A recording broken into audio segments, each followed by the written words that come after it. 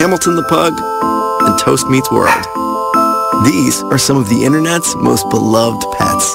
With millions of YouTube views, shares, Instagram likes, followers, and fans across the globe. But what do all these amazing pets have in common? Their stories started in a shelter. Start your story. Adopt a dog or cat today. Visit theshelterpetproject.org to find a shelter or adoptable pets near you. Training that pet to play the keyboard? Well, that's entirely up to you. You are listening to BeExposedRadio.com.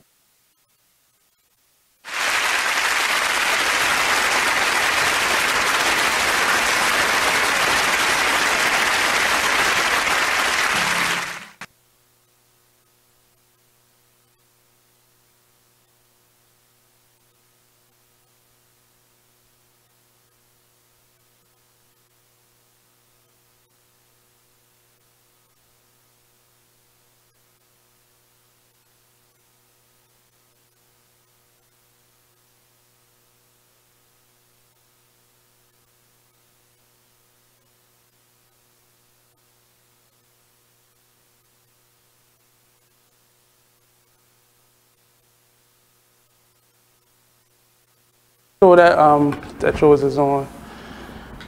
So welcome back, take two, to the Artist Exchange Radio Show here live on BeExposedRadio.com. I am your host. Did I say that already? I'm your host, Nate Couser. See, I'm a little rusty in this. I've been doing more engineer. Can you hear me? Yeah, I can hear you. Okay.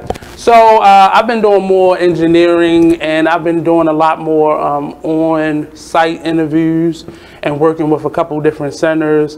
And y'all been watching the How We Got Over series here on the Artist Exchange Radio Show with Mama Linda Goss.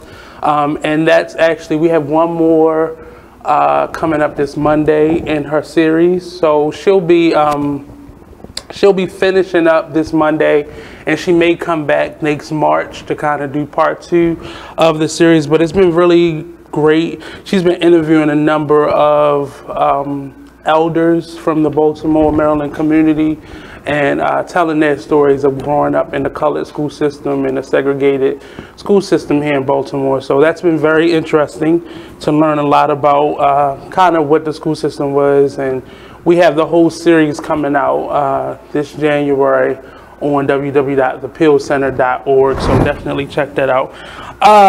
But today, thank you. Can you pull that door too? Because I can hear it. I have one thing.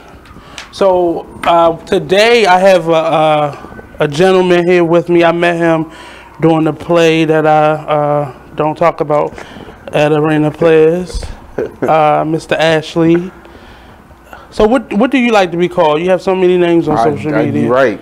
My real name is Ashley Jr. Everybody. You know. You hide from everybody? Yeah, sometimes I'm an artist. I'm an artist. He hang out a lot at Morgan, so I get it. No, I actually, that's back in the day. But anywho, I go by Ashley Huff Jr. What was your degree? That's what you got to ask. What was the degree? I actually went to school outside of the state, so. Oh, okay. Yeah. He played it safe. Yeah. And hold inside. That's how people do. They do their dirt here and then go live it up outside. He's speaking from personal experience. I don't do my dirt. I have my own place. I don't have to go venture out.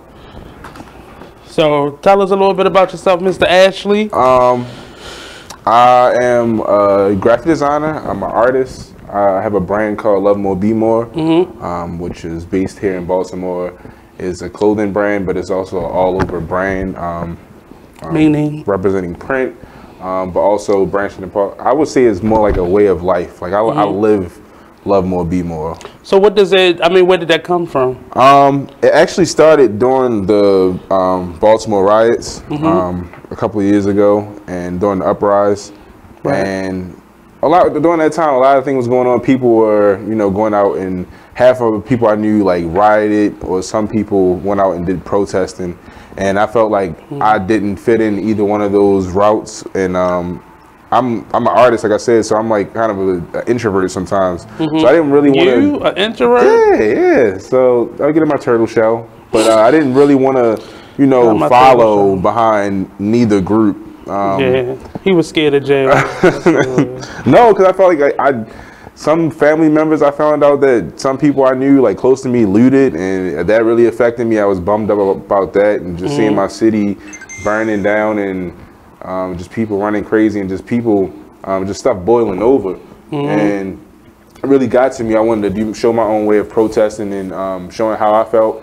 You were an artist prior to this already, right? Yes, definitely. I was an artist all my life, visual artist, and that's what inspired me to go to college and get my degree in graphic design. Cool. But one day it just like boiled over for me, and I just took to the streets with a cardboard sign that said "Love More, Be More." I drew the logo. I didn't know where you was going with that. No, that was a couple years, like no.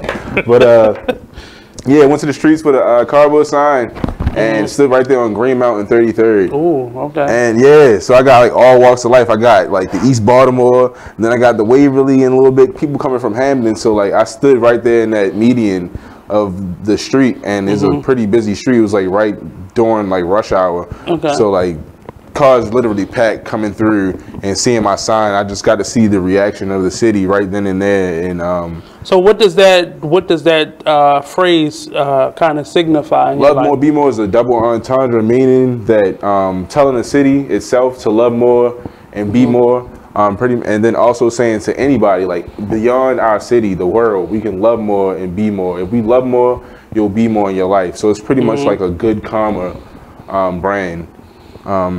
And I live by that. Like all my connections in Baltimore, all the friends who reached out to me and I reached out to them, you show love to somebody and it comes right back to you. And that's how I like to live.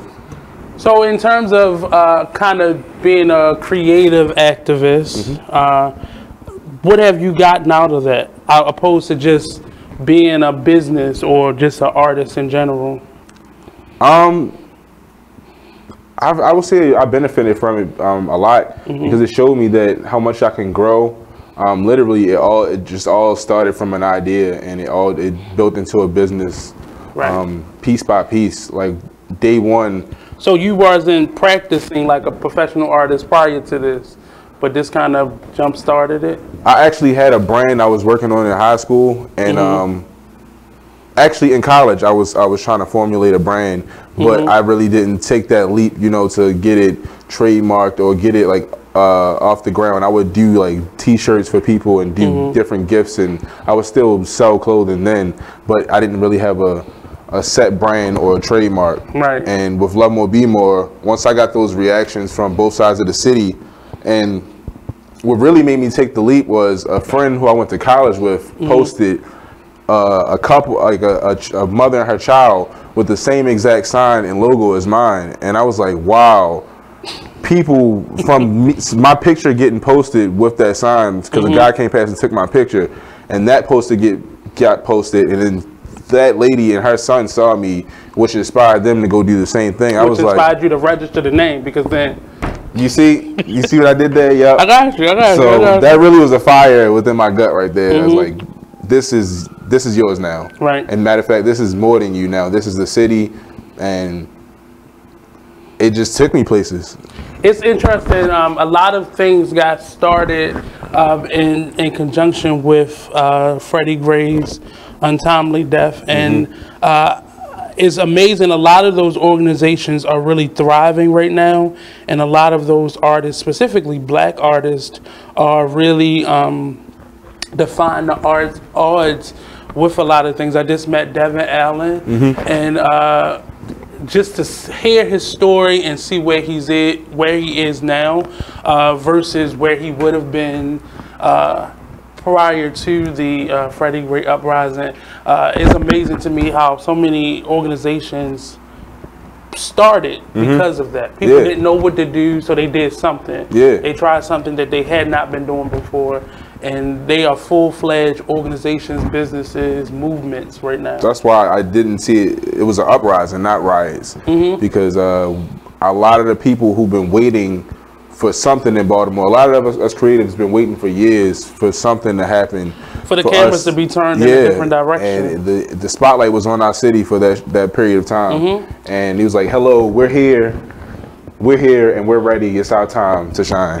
And I saw a lot of others trying to capitalize off of that, but it did not have the same appeal if they didn't include people of color in that narrative that they were trying to capitalize off of. Yep. Like a lot of stuff is not working, and it's kind of leveling out now, because now a lot of people are getting restless, and a lot of people have kind of dropped the activist side and kind of pushed the business side of it a little bit. So our culture is being not only our culture, but our struggle is being capitalized off of, and it's coming from within. But I see a lot of people kind of still pushing that kind of inspiration that they got from it, and it's turned a lot of people. I knew people who were like corporate America that's running like chill youth programs now. Like they quit that in the midst of that year and started something totally different.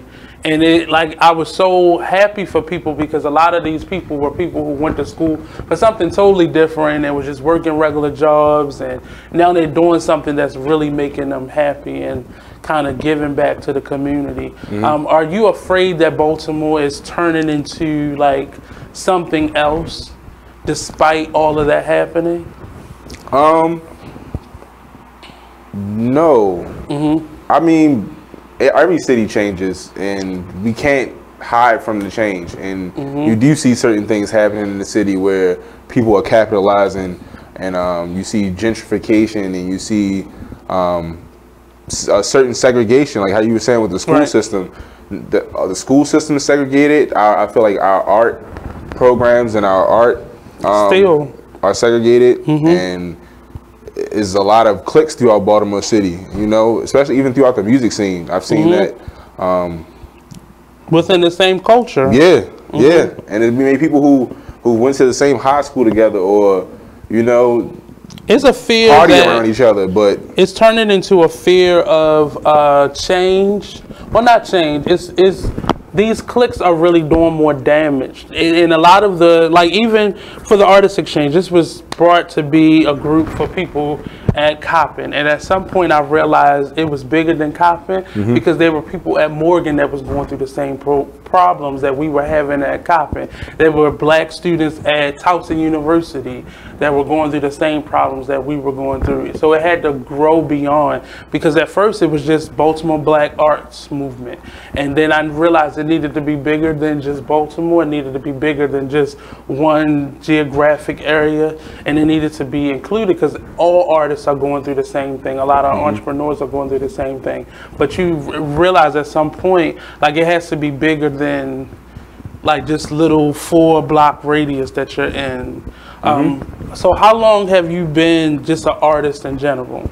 I would say it had to be all my life, literally. Like, my mom and my aunt will always make sure I was in art programs. Like, I was going to art programs at Morgan since I was in elementary and middle school for like summer programs. Like, I really wasn't a kid to be in sports, so art was my thing. That was my escape. I went outside to play. I played sports with like friends recreationally, but I was never on a team. So my team was going to a art class and learning how to sculpt or learning how to sew or different things like that. Were you cool? That didn't seem too cool. No, I don't. It's funny because like now, when I see people that I knew back then, they're like, "You were cool back then." I was like, I was not cool. Like I was like a class clown, and you know, try to do everything I could do to get attention, but I don't think I was cool. Yeah. I don't believe that. That don't sound like you. And then sometimes I was shy, so I mean, that really don't sound like you. Then the name Ashley, so I had to deal with those. Yeah, it was. Then you got one earring, so that's kind of. I mean, that came after the fact. That's after I got a little bit of confidence, you know. Okay, so. Cool. So I mean, like, who are you today as an artist versus growing up and kind of matriculating through the changes that young black men often go through?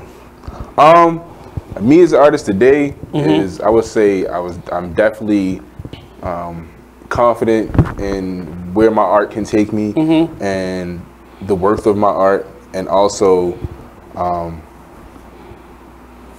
actually like have my own vision, like my own style. Like coming up, I would experiment a lot and figure out. I mean, as an artist, I continue to like pick up different techniques and experiment more with different forms of art.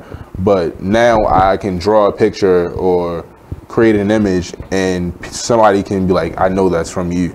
So I think I really... So you starting to develop like your style at this point. Break before we go, we about to go to break, so can you let us know where we can find you at on social media? I am at Love More Be More on Instagram. You can also find me at Etsy.com at Ashley Huff Jr. Designs, where I will be selling my Love More Be More merchandise and also my artwork. And hit me up on Instagram, and I have all my artwork right now, 50% off. So. What's your Instagram name? At Love More Be More. So we're gonna go to a quick commercial break. Such a cheese ball. We're gonna go to a quick commercial break. We'll be right back here with Ashley. Mr. Love More Be More. Back. Don't go anywhere. We'll be right back.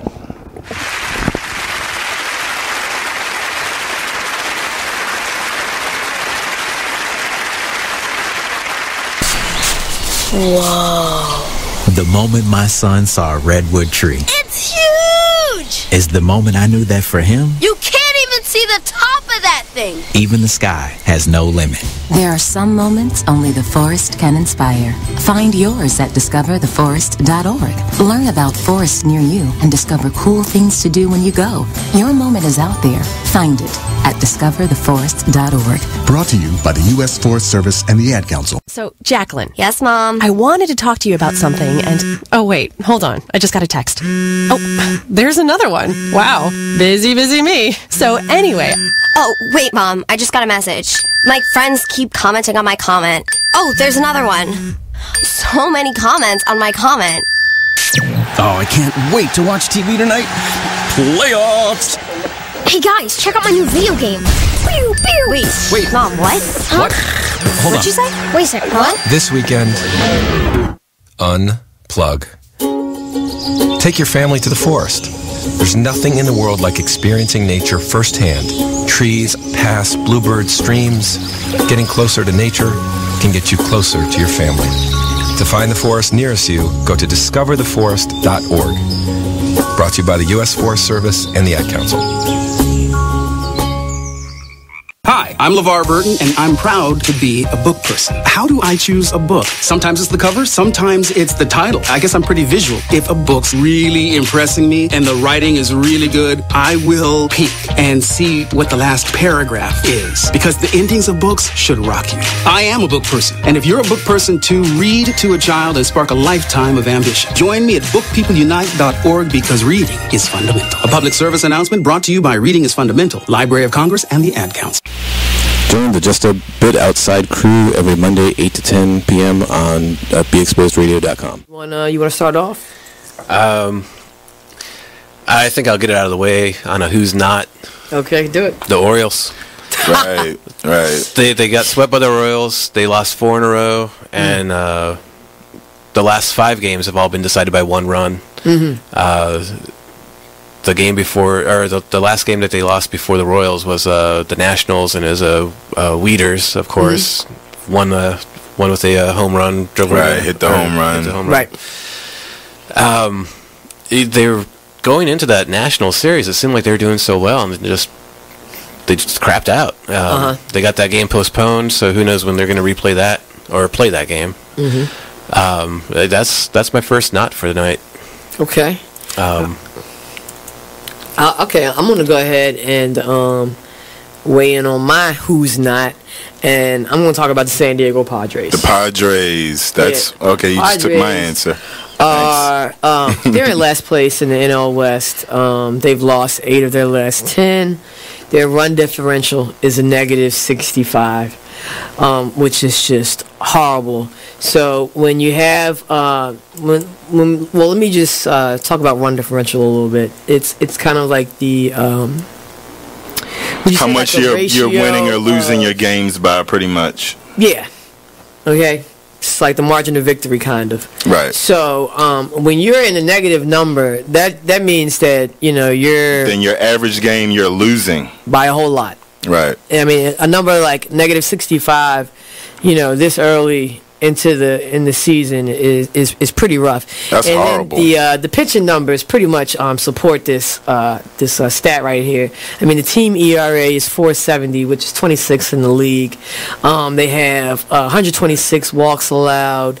They acquired Jared Weaver in the offseason, and he really has not panned out. He's off to one of the worst starts in any of the pitchers in 2017.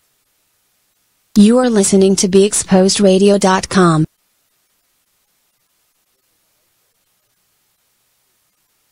I like more one-of-a-kind pieces. So I mean, you got to learn how to then do wearable art where it's something distinctive about it. Mm-hmm. But I would do it like you would do prints, like limited editions.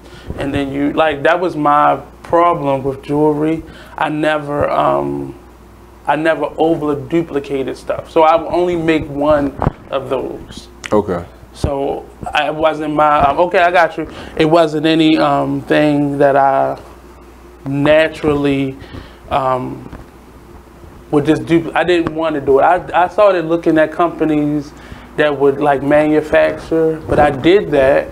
And then I saw something that I created on a site once, and it wasn't mine.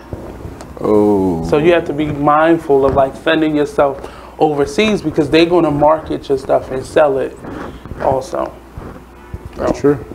And I'm not doing nothing legal for no I'm not getting no lawyer for no necklace. Mm-hmm. That's stupid.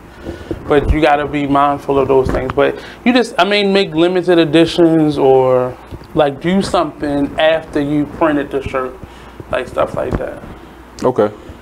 Like spray paint or something, like add another layer to it. But got you.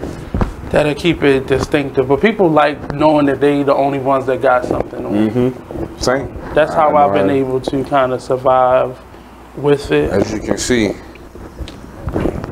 But I don't have a shirt. You didn't bring a shirt. I got shirts. I got them. They hot off the press. You know, they're in the car though. Okay. You know. Okay, I got you. Got you. All right. But are we back on? So welcome back to the Artist Exchange Radio Show, only on BeExposedRadio.com. If I put my earpiece in, maybe that I can hear what's going on. So I have Mr. Ashley with us right now, and he's been telling us a little bit about his work and kind of how he got his start. Are you from Baltimore? Yes, Baltimore, born and raised. You sure? Yes. A lot of people wouldn't think it. I feel like I'm an alien. You look a little East Side-ish. Yeah. Yeah. I kind of could tell. You had a little East Side in you.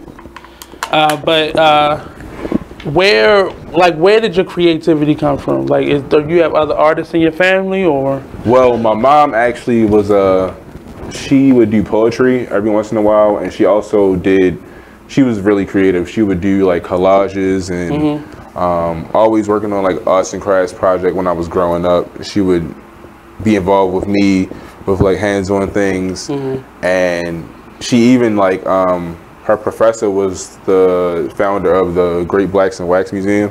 Cool. And she had a collage in there for a while. The wife, right? The husband. The husband. Yeah, okay. Yeah. So that was really inspiring for me growing up.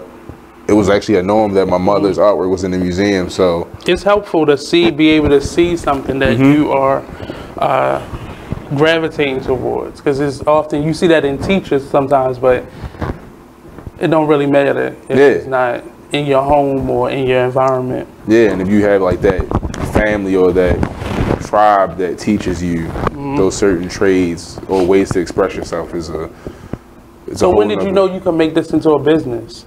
Like you can actually make money off of it?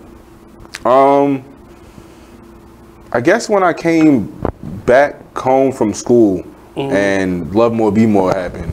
Okay. And that's when I wanted to get it out so much that I was willing to do anything to, like, not like that, don't give me that look, but just go anywhere to get it to the people. So literally like going out on the street and selling it And if people like during the riots and everything like that, that's when I was willing to actually like go out on the street and equip the people with love and not. But I noticed a lot of visual artists were starting to hang out in groups more so because normally visual artists are normally loners. And they normally don't hang out. They normally stay in their studios and maybe go out and get inspiration from friends or whatever. But I started noticing a lot of groups of artists kind of hanging together and maybe going to the harbor and creating, or sitting on North Avenue or at Penn North and creating art. So it was interesting to start seeing more collectives of artists kind of forming and joining around the city. Yeah, it's pretty awesome. I always like coming up in school and finding out about artists like collectives like the Bauhaus and different movements where even like the Black Renaissance, where like different artists of all walks all got together to commune and create together, was very inspiring. So being able to come home and do that with artists amongst the city, I have done a couple of galleries. Is that when it started, or were you already friends with some artists? I mean, in school I was friends with artists, but coming back home, about 2 years ago, I don't know, I was trying to get involved into the music scene more. So like doing that searching, I found a whole nother artist community and got like all these connections, and then before you know it, I was vending next to these people, and that's how I really it became like a family of artists. That's what I was like. I saw a bunch of different, and it was the little group, like the tiniest museum, or I think they like a hip hop museum now. Oh yeah. There were other collective artists, right? And I just started seeing them because at one point it was kind of taboo to do that because then it was like competition. But then I started seeing a bunch of you all at the same table together and selling your work together, but separately, and y'all started doing more projects together, and it did started overlapping with the different types of artists, because you start having more performance artists, having more artists at their events, and it became more about vendors. I support a group that do a festival every year, the Sticky Bun Festival. So they were really kind of helping me to get inside of that visual art world and kind of see how unified a lot of them were, and see like especially the Black artists where everybody was going, because that Station North is kind of Micah territory. But with a lot of the things that happen in the city, you starting to see a lot more of the Black artists and the younger Black artists. I was familiar with a lot of the older Black artists in the city, but a lot of the young artists started to kind of sprout out and kind of like be seen more. So I actually recently helped start a new artist collective called the Baltimore Artist Collective, which will be based out of Arena Players, where we met. So our mission is to pretty much bridge that gap between the older artists and the youth artists, and also embrace that togetherness in our community, and also bring a new life and give new breath to some of the old Black institutions like Arena Players that's been a staple in the community for such a long time, and just bring a new light to it through art. And were you familiar with the Arena Players prior to doing that show, or how were you introduced to the I knew of it because some of my family members were acting it like years back, but I never personally went. I have a cousin named Brittany Williams. She was in the youth theater. The youth theater there, and then a cousin David McNair. He's into theater. So just growing up, seeing those two be involved with it, I would always ride past and see the artwork on the outside of the building, but never going inside. But then I did a people like live right across the street from it, don't know what happens inside. So you saying I live in the projects? I didn't say you lived across a project. All right. I understand, because it's doctors that live across the street from there, sure. And they don't know what happens, and that space has been there for a number of years. And that's what we're trying to change. We're trying to bring a new attraction, and we actually have an event coming up December 22nd called the Black Market. I wasn't invited to the Black Market. Well, you're now invited to the Black Market, and you are now invited to the Black Market. and it's going to be black vendors, black businesses, food vendors. It's going to be a music DJ, and it's just going to be about togetherness and just doing something warm and nice for the holidays. And if you last minute shopping, that's a Saturday. Yep. And it's also going to a good cause because we're donating to homeless youth. Right. So we're getting together donations for that. Your entry to get in will be bringing a non-perishable item and also like hygiene things that teens could use to help out. Are you ready to be a full-time artist? You know what? That's like a daily struggle. Every day, like when I wake up, it's like, are you ready to break free? To decide? No, I think that's my true purpose because I struggle with like. What's the struggle? I don't know, like really having, because you have a stable paycheck and then you get benefits. It's really not stable at all. This year has shown me like you might as well just go ahead and just do you.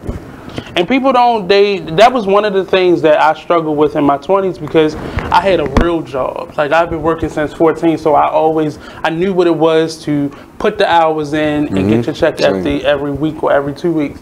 And I think it wasn't until I was probably like 23, 24, and I actually started making jewelry that I realized I was in control of my money.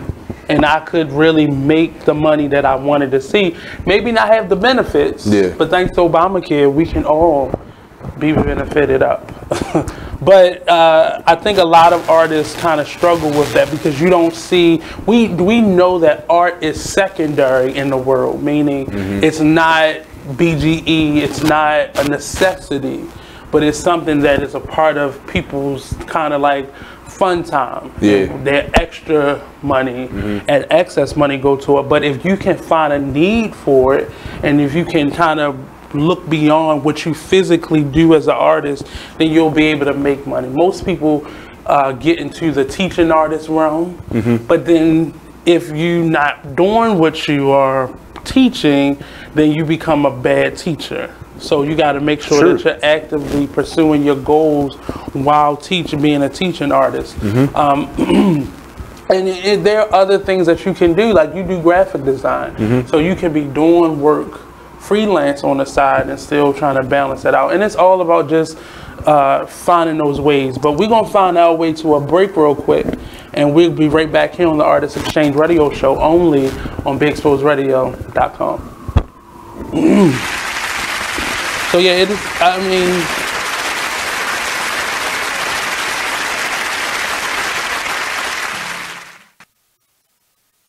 well, Jason, I've got to tell you, you're pretty much everything this company is looking for in an entry-level candidate. Great. Your resume isn't quite what we're used to, but you've got a fantastic work ethic. Thank you. And I'm impressed by how you carry yourself. So, should we talk about the job? What? The job? Oh, sorry. Yeah, I have no way of recruiting or even meeting you. This interview didn't happen. It may sound ridiculous, and that's because it kind of is. There's a huge pool of talent your company is missing out on. Meet the grads of life. Who are they? Talent worth knowing about. Young adults of unique determination and experience. An ideal fit for your company in an entry-level position, internship, or even mentorship. They might not have every qualification you typically look for, but they're exactly who your company needs. Man, we really could have used him. Don't miss out on a resource many innovative companies have already discovered. Go to gradsoflife.org to learn how to find, cultivate, and train this great pool of untapped talent. Brought to you by the Ad Council and gradsoflife.org. My name is Ruth Rusey. I'm a retired teacher. I'm 91 years old, and this is how I live United. I say retired, but not really. Once a week, I read books to children as part of United Way's education program. Reading to a child creates links between language and literacy. It creates a bond between grown-up and child. And believe it or not, it prepares them for a better academic future. Oh, we read about frogs and flies and pigs with wings, all sorts of juicy stuff.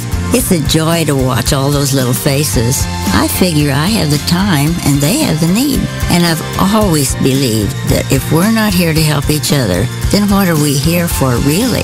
My name is Ruth Rusey. I help kids prepare to succeed in school. So I don't just Join wear the Just the a shirt. Bit Outside crew every Monday, 8 to 10 p.m. on BeExposedRadio.com. You want to start off?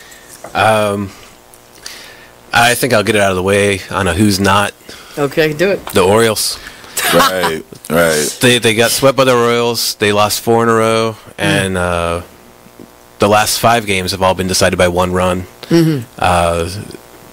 The game before, or the last game that they lost before the Royals was the Nationals, and it was Weeders, of course, won with a home run. Hit the home run. Right. They were going into that National Series. It seemed like they were doing so well, and just. You are listening to BeExposedRadio.com.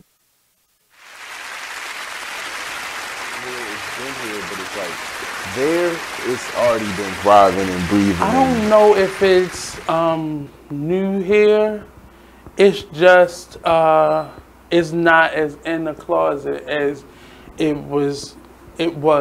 So yeah. Micah has always had a hand. So I don't know how familiar you are with like Station North, but that never looked like that. It was a McDonald's there, and that's it.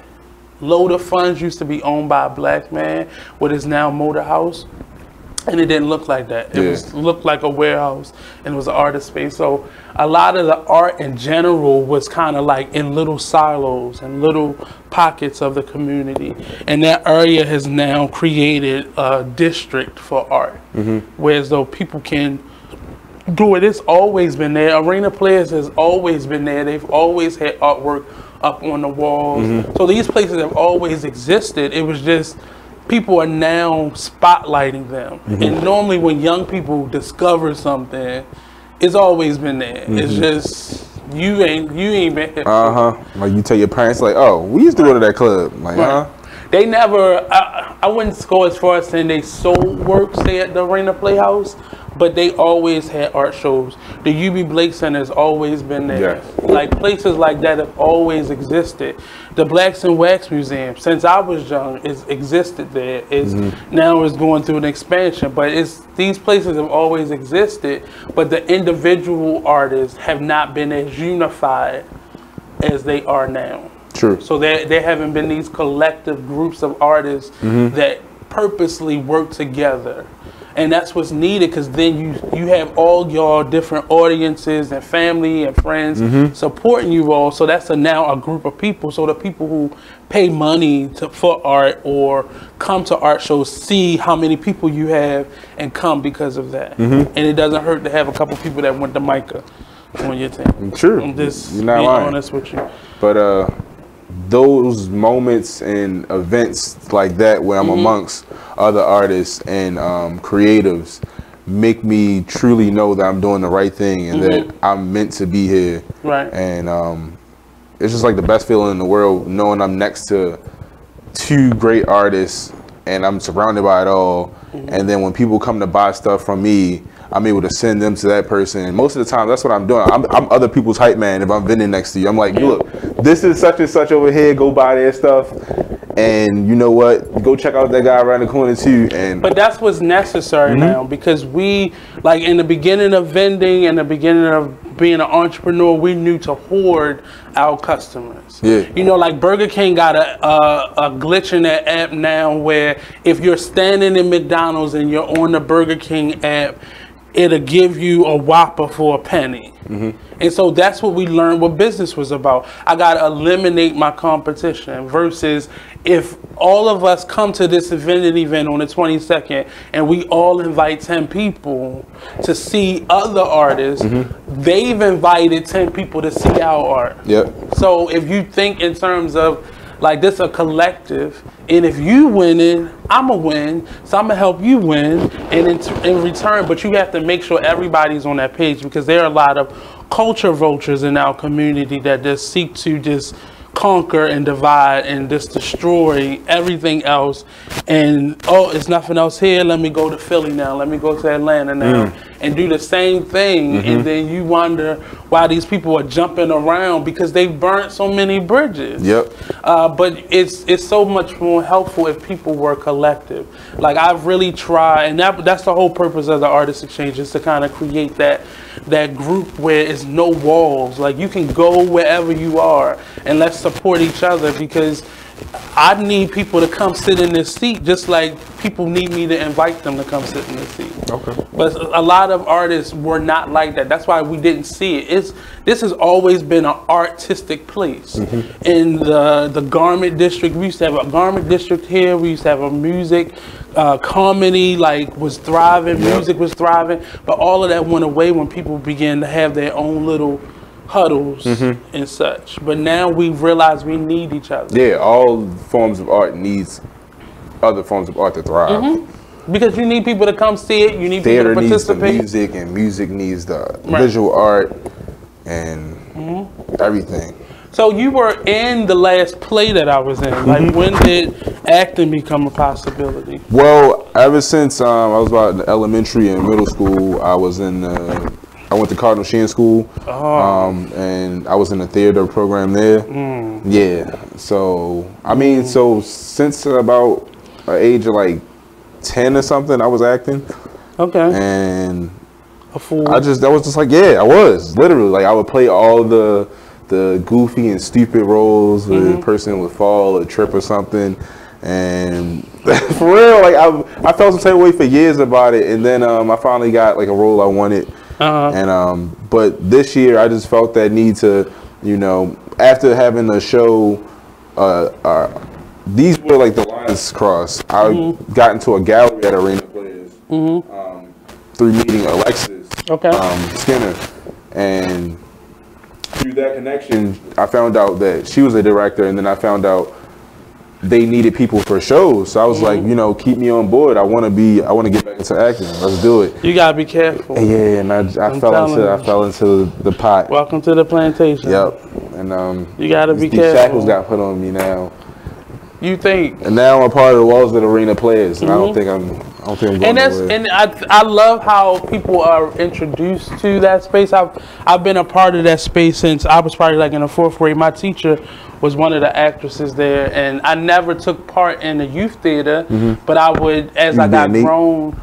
You was being Nate?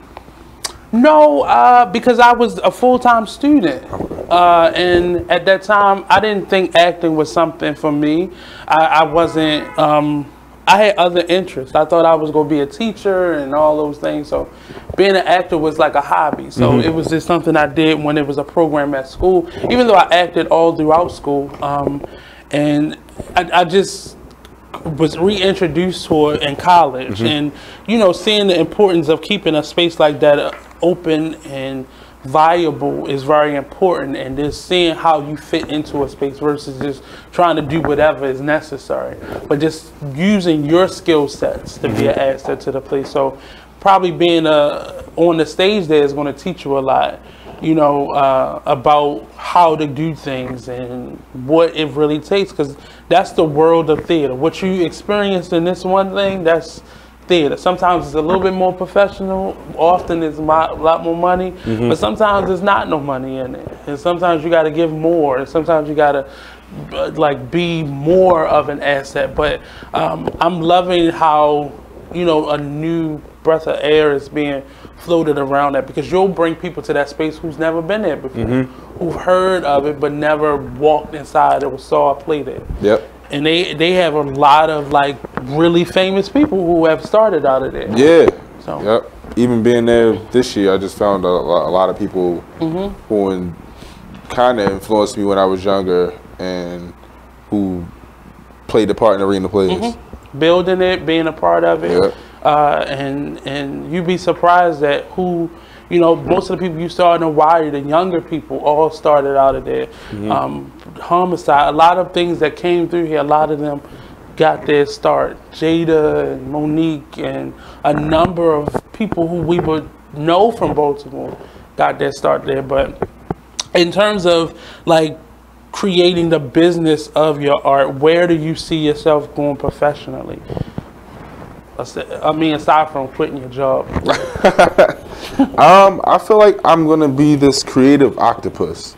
All your words are strange. Yeah, because I felt like I used to think it was weird and really difficult with having all these lanes, and I would just think connect them. I was like, you're just this confused person like, what don't you do? You're doing too much. You have too much on your plate. But now I see it as like, no, I need all these lanes to thrive. While you have the energy, I would say learn about bridging and connecting what it is that you like to do. So just make that inventory list of everything that you want to do, everything that you like to do, everything that you need to do, and then start creating bridges, because you are able to do a lot of what you want to do, but you can't do everything at one time because you don't want the quality. You just realized what it took to be in a play. Yeah. And not something you just did for a weekend, but something that ran for a whole month. Yeah. That's a lot of your time that's taken. And then the rehearsal process. Yeah. So how do I then, you know... take that and use that. Right. So my artwork is up, so people are still being able to see me like that. You made the cover, the image for the flyers, and then you were in the show. So you're able to get all your things. So the next time, find somebody to man the table so you can have your artwork sitting outside. So you're able to do a lot more with the little time that you do have. Yeah, I feel like having all those lanes, you're able to get your little pinky toe in more doors. Yeah. For like a next go around. Like, I was in the play, and before you know it, we got the okay to have our artist collective out of there, and then now building those connections and having that rapport with the theater from the theater end, I'm able to. And now you could be doing all the flyers for all the shows. He doesn't know it yet, but y'all gonna pray for me, right? All right. But yeah, just like those are the bridges right there, and I just want to be able to have that constant segue between all my lanes of creativity, whether it's from having a performance with my music group, which is 4Scene. Go follow 4Scene right now at 4Scene, the number 4 CEN. I mean, are y'all good? Because you promote we are good. Show. Are y'all I good? think we are some of the best performers in Baltimore City. And so who's a part of this collective? It's me, myself. That's so crazy. Just yep, me. I bring all the craziness to the group. We have. He's weird. I met my group in York, Pennsylvania, when I was going to the Art Institute of York, Pennsylvania, and it was an art school, so it was nothing but a bunch of weirdos and isolated people, and we just all started like gravitating towards. Our school had a booth because of animation needed to record like. There's like scripts and things in there, so we would use the studio for music, and we just started gravitating towards it. The 2 members I'm in the group with now will actually take rap seriously, so they've been rapping for a long time. But me, I would just go there, you know, like it was a fun thing. But I had like wrote poetry back in the day, so I was always like a writer in some ways. So we gonna get back to Ed Love over here after this commercial break. So don't go anywhere. We'll be right back here on the Artist Exchange Radio Show, only on BigExposedRadio.com. Come on, son.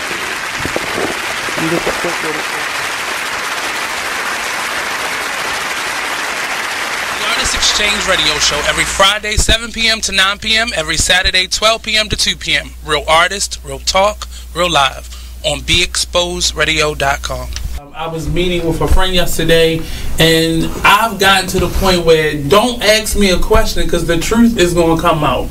And just don't do it. If you ain't looking for the truth, don't come to me. Don't do it because I can't hold my tongue. And she wants to be this stylist, boutique, but you're not doing anything in that nature, and I can't take you seriously if you're not doing those things. And I understood why people didn't take me seriously, because I found myself in somebody else's lane. I was good at what I was doing and what I wanted to be, but I wasn't doing it for me. So how can I ask you to take me seriously if I'm living in somebody else's shoes? And nobody can do what you do, and I think that that's a big problem that people face now. Like, you see what somebody else is doing and you want to do that when that's not your lane. That's not your lane. That's not what you're supposed to be doing. But it's popular, it's getting that person money, it's getting that person applause. Oh, I want applause. I want money. Let me stand over here behind them. And then a lot of times people aren't honest with themselves either. Like, I was thinking earlier today, I've been woke for almost 2 days, so so you get honesty, and I was thinking, like, you know, the Artist Exchange Radio Show. Only in the forest can you see this. But nothing beats the moment you see that. Cool! That's your child's eyes opening up to a world of possibilities. There are some moments only the forest can inspire. Find yours at discovertheforest.org. Learn about forests near you and discover cool things to do when you go. And you might just see this. Visit discovertheforest.org. Brought to you by the U.S. Forest Service and the Ad Council. Take a minute and listen to this flashback of the On the Come Up radio show. But I meant you tried to slap, so you want to stick on that. But anyway, Slut-walk. You taking slut-walks now? What is going on? Can I have some of that wine? That was funny. Now with the cup? I don't know. But I got my cup right here, babe. Where that wine at, bro? I can't. Y'all wow. But no, I don't. Y'all not convincing me. But that was never my mission. That was never my mission. This is not even the show to try to convince anybody. Or have you seen the past episode? You voted for Hillary. You voted for. You didn't vote for anybody. And I'm telling you that. I stand on that. I don't see no. You stand on your ignorance. That's the whole. Yes. Good. Wow. Because you can't educate me. You can't educate yourself. Because I'm not a teacher. Well, I am a teacher. I'm an informer. And I'm telling you, you can't give somebody that's not receptive. If I know something, I can. Yeah, but if you're not being receptive, or give you a reason. We started with. You are listening to BeExposedRadio.com. Every day. Are you ready to grind as an artist? Are you ready? Because, like, in terms of the theater side of it, that's not what you just experienced is not typical. Yeah. At all. Mm-hmm. No. Yeah. Not even a little bit. But the regimen of rehearsals and, like, finding a new job while you're at another job and being able to, like, create a contract where, well, will you pay me to do the flyer? Because sometimes you won't get paid to be an actor, but you'll get paid to be a musician, or you'll get paid to do the graphic design work, or you'll get to set up your table outside and sell. Often that's what I used to do. Like, I used to find somebody to set up a table, and I would sell my work outside while I was doing the play. And that's what would pay me. Yeah. But you gotta, it's just a juggling act, and you gotta be prepared to wake up in the morning and there's no syllabus. And you like, this is all me. But the moment you just start putting yourself out there, people will know what you're doing and they'll start connecting. So now I really don't have to find a job. It normally just comes as it comes, and I don't pressure or push things. Now I can't tell you what is comfortable for you to sacrifice. Yeah. Because I'm willing to sacrifice things. But even at my age, I need certain things. Like, I can't just go live with 30 people in New York and be an actor. That ain't happening in my world. No. But but realizing the older you get, the less that you're willing to sacrifice. And so getting it in while you can, I wish I would have just at 20 something just jumped out there. I still would not have been comfortable doing certain things, but I would have been more adventurous. Yeah, but I felt the need to, like, did you always come back home? No, that wasn't my plan. That was what I mean. When I leave, I'm not. Your plan is not to come back, but I'm saying, like, when you do that at that young age, you can always recover. Evictions happen, basically. No, you can't say that to yourself, because then you're preparing to fail. That's the other thing and I get what you're saying, because that's what I never thought that, but I knew my mother would never say, well, no, you can't come back in. But I could not put myself in a framework where that would work. I did it once, 3 months. Couldn't do it. But then you start realizing, okay, I can sacrifice here. I don't have to go on vacation 3 times a year, but I could go maybe once a year and take maybe 4 day trips or 4 weekend trips versus, going to New Orleans for 2 weeks. Like, and just realizing what is possible. But I think some artists, we get lazy.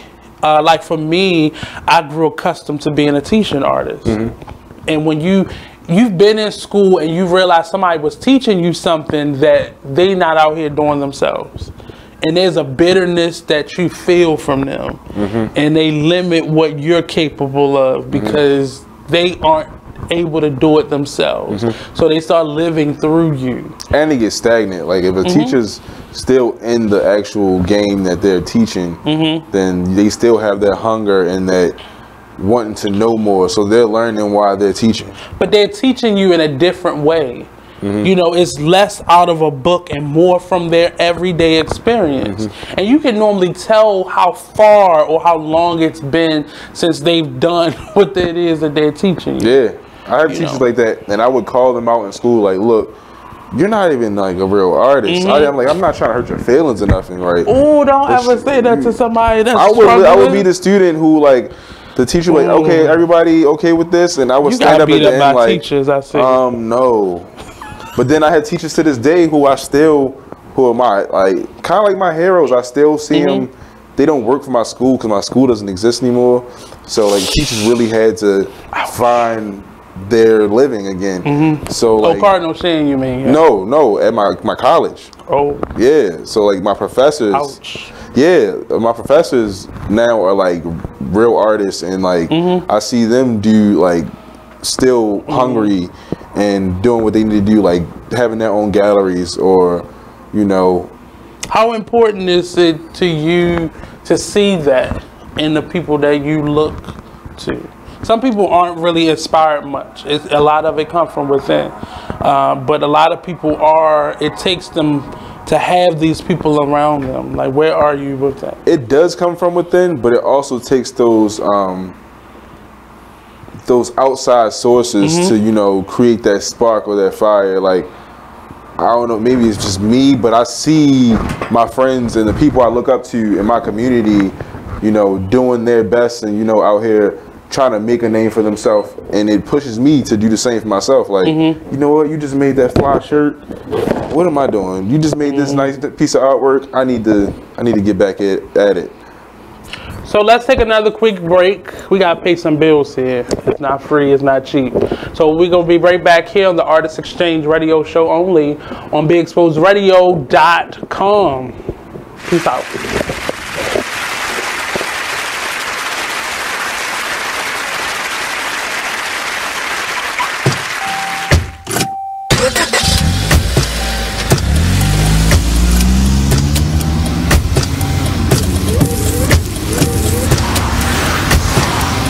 Driving has a rhythm all its own. Don't wreck it with a text. Before you get behind the wheel, silence your phone. Or better yet, designate a texter. For more text-free driving tips, visit stoptextstoprex.org. Brought to you by the Ad Council and the National Highway Traffic Safety Administration. Green light. Hey girl, school zone.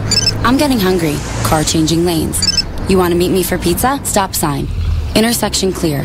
Yeah, street. Pizza sounds good. Ballin Street? Girlin Street! It's hard to concentrate on two things at once, like texting and driving. Stop the text, stop the wrecks. How will you stop texting and driving? Tell us at stoptextstoprex.org. Brought to you by the National Highway Traffic Safety Administration and the Ad Council. Here's what you missed on Salacious Life Radio. You know, when it comes to your children, especially if you're dating someone that you actually like, you do want it to work. So you're gonna hope and encourage the relationship between your child and that person because you like that person, you know. So you're gonna hope for the best. I mean, sometimes it just doesn't work, and you can't make it work. You can't force it. It's like a branch. You keep bending it. Eventually, it'll snap, and even if you put it back together, it'll never be what it once was. But you definitely pray on it. You hope for the best, you know, because like nobody wants to spend the rest of their life alone just because a particular relationship didn't work out, but you had this beautiful creature as a result of it, you know. But you don't want to necessarily spend and you're not all of a sudden a bad person. You're not all of a sudden not going to fulfill this other person's needs. You, madam, are a harlot and a scoundrel. Because I had one kid while I was still married. Like, but what if you? I take that back. What if the situation turns around the other way? So you ready for your child to meet? They meet the person, and this person is a giver. So this person's buying your child lots of gifts and wanting to. I would usually Do you like, you don't like if it's a birthday or some sort of holiday or something like that, okay, and they want to get them a few things or get them something, okay, but just on like a regular basis, like unless it's like Nestle's Quick or something that you can get from like, you know what I'm saying, or like Kit Kats or something like that. Like, no, don't spend a lot of money on. I'm sorry. It's unrealistic. Like, don't try to buy his. Tune in live to Salacious Life Radio every Wednesday from 9 to 11, only on BeExposedRadio.com. Join the club that gives you stuff. Hey, thanks! Radio Loyalty. Here's how it works. Just click on the Radio Loyalty banner right now and sign up. Then, you keep on listening like you already do. But now you earn points. Those points add up, and you can trade them in for stuff in the Radio Loyalty store. Earn more points by sharing your station with friends on Facebook and Twitter. Answering surveys. You are listening to BeExposedRadio.com. The only clothing vendor. But I had some of my artwork set up. Mainly it was for my artwork. And I set up around the room, and it was 2 ladies there set up to do Reiki there for you. Right. Short Reiki sessions and healing sessions. And it was healthy juice people was there. Cool. Provide healthy juice. So we're back here live on the Artist Exchange Radio Show, here live only on BeExposedRadio.com. I should have said this at the beginning, but I got an awesome opportunity to meet like somebody who I really felt like was like a phenomenal performer. I'm not really into celebrities like that because they ain't paying my bill, so more power to you. But condolences go out to Nancy Wilson's family. She passed away the other night. And she had been she took off a lot of time to be able to help take care of her husband, and she just passed away at the age of 81. So a good shout out. I got to meet her a couple times, and she was a really she gave a lot of great advice for a young dumb artist who felt like he knew everything. And I got to meet her at a point where I was just fed up with school. I was fed up with being an artist. I got fed up with trying to make this work. And she really, we didn't become like best friends, but she would reach out. She's a person that if she say I'm gonna follow up, she'll send like a random email or a Christmas card to kind of follow up. And she was really supportive in just helping me kind of streamline some stuff. Like, you can't do everything, and you got to figure out what you need and what you want and know the difference between those things. So condolences goes out to her family, of course. But we have Mr. Ashley Huff Jr. in the building. Yes. And we've been talking a lot about this making it in the artist world, and I'm curious to know what are you willing to sacrifice for your art? Everything, everything? But, no, not everything. But because you like to eat. Can't sacrifice my food. That's what I do the art for. What? But you cook as well, right? I do. That really is a dream. I do cook. You sure? I think I have like a dream to like have a Viceland show. Shout out to Viceland if y'all out there watching. You know, plug me. But I'm trying to get a cooking show or places where I can travel places and eat whatever's good in that town. Just eat. Yeah, like, go to local spots. Like, if somebody came to Baltimore, I have like select spots that I would want to take them to not like the touristy spots. But, what are those? Like, what's your top 4 restaurants that you'll send them to? I love Eki Ben. I feel like that's something that you can't really find in a lot of cities. And if you do find that one spot in that one city, it's like, okay. Where's it located? It is on Eastern Avenue. Right next to, it's like, as soon as you turn off Broadway, it's right there. Right next to Charm City, New York. So we're not giving no direct, I was just saying vicinity. Yeah. When they pay me for my sponsorship, then we can do all other lists, I haven't been there yet, but Ida B's Table, I heard that was a really good spot. I haven't been there, but it's on the list. It's on the list. I used to love, I don't know why I used to love it so much, but I think I wore it out. I used to love Paper Moon a lot, but I would take people there. It's just the dust. I think they're in the dust. Yeah, I would take somebody there to like. I need you to close down for a week and dust, because I'm quite sure the same dust that's there flavor. today. What you mean? Was there when I was in college. Was there when I was sneaking there and going when I was in high school. It just dust. That's it. I know it's not going to be clean, but if you just dust, it gives the illusion. That's not flavor. That's bacteria. I'm just telling you. Brown rice is also another one of my spots. It's not a restaurant, but that's like my spot. Like I would have a fund every time I got paid. Like, okay, that's your brown rice fund, and you go there and treat yourself. But there's some like homegrown restaurants in this city. I just there's a gentleman who just opened up one on Charles Street. It's a Caribbean restaurant. It used to be a Caribbean restaurant there, and she closed down. She's been there for a number of years, and she closed down. He opened up one right there on Charles Street, across from the Old Choices. I know what you're talking about. Flight. I don't give names because they didn't give sponsorship. Flight. I say Flight because that's my little big cousin. Shout out to Ray. Also, Snack and Art at Nancy's. Well, they're not open anymore. They're Nancy's around the corner. Nancy's are open now. Yep. I go there every now and again, but I like to eat. Yeah. And their food is a little cute. Yeah. So yeah, and I'm not a big chain restaurant person. Idabees is good. You know, I eat their wings. But I'm not a big like foo place. Like I like the Mount Vernon Stable.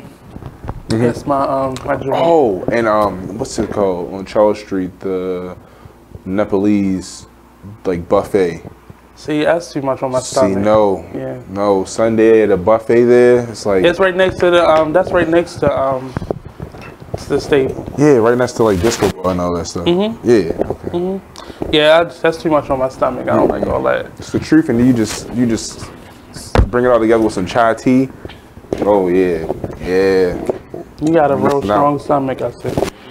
But that's a good idea. I mean, I've thought about doing that. I actually did one show where I got this chef from Chef JC. Shout out to him. He's from Virginia. He came up here and we took him to the restaurant. He bought the food. We went to Missy Lane's house. Shout out to Missy Lane. And me and my former co-host, Miss Kendra, we did like a impromptu cooking show. Okay. And it was awesome. Nice. And it ended with a meal, which is always awesome. I like to cook for my friends when they come over. So the people who are really close to me know I can cook. And then I also have really good friends who can cook, and that's their lane. So I think I don't even cook for those people because I don't want to, I don't even want to embarrass myself because they bring it. But I mean, so in those instances while you're thinking about how can I sustain myself as an artist. Now, I'm not saying be one of them people that start selling dinners. Don't do that to yourself. That's some old hot. No, don't do that. That's Baltimore though. Well, it's illegal also. I'm gonna sell my mixtape with my food with the plate. But you can curate an event, and you can kind of display all your different. Now, I would say get help, because that's a lot to take on, but you can curate your event, and your artwork, your music, and your food can all be like on display. That's true. I do want to have that where I have a gallery and my music is playing, or me and my group perform inside of a space where my art is hanging up. Right. And so just start thinking of those things outside of the box that kind of get you to where you are as an artist. Like it's not easy, but it's not extremely difficult either to kind of brainstorm and kind of think outside the box. People want to eat. They love art. They love music. Why not curate that and kind of create like an atmosphere, or art as a commodity becomes a lifestyle. Like to sell it, you have to sell people on the idea of it being a lifestyle. So create that atmosphere with your art, with your music, and kind of collaborate, because you've done a couple of like lounges. So that's kind of combining art and spirits. Yep. So just kind of create that atmosphere with your own work sometimes. And then now you with a collective, so give somebody else a chance to show their work, and you maybe do the other two, maybe do 2 out of the 3. Don't try to do everything. you know, until you really got the help like that. But, you know, I mean, he made some pulled chicken or whatever. I mean, it was typical, like, it was college student food, but it was cool. Oh, for real? So it was ramen. It was ramen. No, I wouldn't say it was ramen, because you had a crock pot, so it was like a step up above. So it was a good bag. If it was bad, I would have told you. Okay. I don't play with my stomach. No, I don't do that. That's dangerous when you do stuff like that. But it is. I'm gonna go into maybe some more topics to see where you are. So in terms of where Baltimore is today, like, how do you get inspired? Like, what inspires you to create, or where does your artwork come from today when you're not drawing in the sand and stuff like that? Well, my inspiration within Baltimore comes from, I would say, the community and the community of and artists I have, like my artist family I have around me, from the music, because the people in the music game here are not slacking this year. They've been coming out with albums and really, like what you're saying with curating, like they have teams to curate these events. I know Joy Postel just had her show and it was wonderful people there, and like when you have a family of people like that together, it just people connect to these people, and then these people connect to these people. That means you have to get outside of what's comfortable. Yeah. A lot of those people have started matching up with people outside of their circle, or the people in their circle have started to branch out and come back to the group with a new kind of spin on what they were doing. So you got to get outside of your comfort zone. True. To start recreating, because people get tired of seeing the same stuff, and some artists are being lazy, and then you start seeing the results of that in their audience. Yeah. But that affects your audience too, because now your audience feel like you gonna be the same way, so I'm not gonna support any of it. I'm gonna go over here and do this Tyler Perry stuff that really makes it fun. But you know, you gotta get outside of that. You gotta reinvent it and think outside the box. You can't recreate the wheel, but I can do stuff tilted on the side a little bit and add a little, you know, pixie dust to it and make it something a little bit different. Yeah. Well, I feel like my artist family here is my inspiration right now.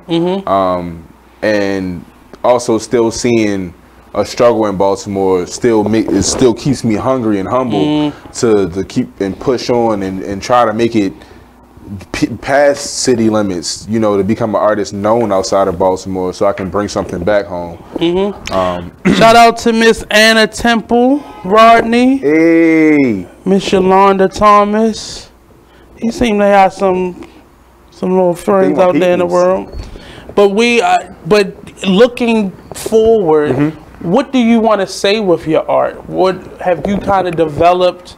I know you're still trying to work on your style, but what are you trying to say with your art? Or what do you want to say with your art? I wanted to touch people's soul and their spirit. I feel like make them tingle. Yeah, or like make them reflect or feel and take them to a place in their special self. I'm like, because when you look at art, you can try to take it from my perspective, like what was he thinking about when he made this? But no, I don't want people to think that. It's supposed to be personal. I want them to think about, what does this art make you feel? Where does it take you? And that's why I used a lot of three-dimensional aspects in my visual art and mirrors and things like that to make people reflect on themselves and see themselves. He's trying to be deep. I am though, like, and I really want my art. Like, I always felt like I'm meant to be a healer. And I feel like my art, actually, like as a through art, and also through like maybe becoming like a Reiki practitioner. Shout out to Anna, you know, because I got introduced to Reiki. Cares. Yeah, I got introduced to Reiki through her, and then like all throughout my life, I had like weird experiences where people was like, you know what, like.